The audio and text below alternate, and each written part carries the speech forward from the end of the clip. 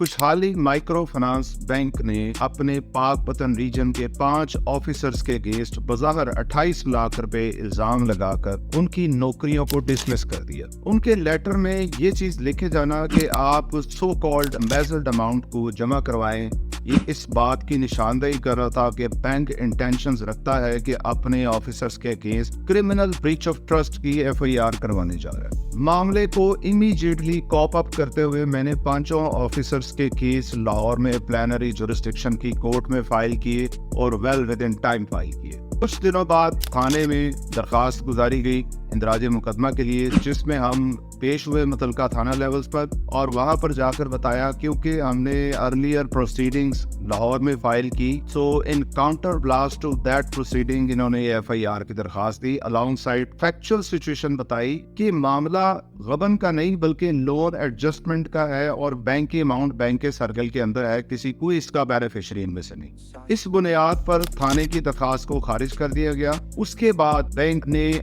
मुतलका session court से राब्ता किया और इंदराज मुकदमा हुक्म के लिए पिटीशन फाइल की, जिसमें हम अपीयर हुए और कॉन्टेस्ट किया मैटर को on the basis of merit. Court में हमने अपने कानूनी दलाइल दिए। उन कानूनी दलाइल में हमने ये बताया कि माइक्रो फाइनेंस इंस्टीट्यूशन ऑर्डिनेंस के तहत किसी माइक्रो फाइनेंस बैंकर्स के ऊपर एफआईआर दर्ज नहीं की जा सकती। अपनी स्क्रीन पर मुलाहिजा कर लें। और किसी माइक्रो फाइनेंस ऑफिसर के अगेंस्ट प्रोसीड करने का जो मैनरिज्म है, जो अलोन मैनरिज्म है, वो इसी कानून में दिया गया है। वो है स्टेट बैंक ऑफ पाकिस्तान का नुमाइंदा मुकर्रर होगा जो कि तहकीकात करेगा इन तमाम इल्जामात की, और अगर दुरुस्त साबित हुए तो उसके खिलाफ इस्तगासा अदालत में भिजवा दिया। इन एनी केस एफआईआर के लिए कोई प्रोविजंस डायरेक्ट मौजूद नहीं है माइक्रो फाइनेंस बैंकर्स के।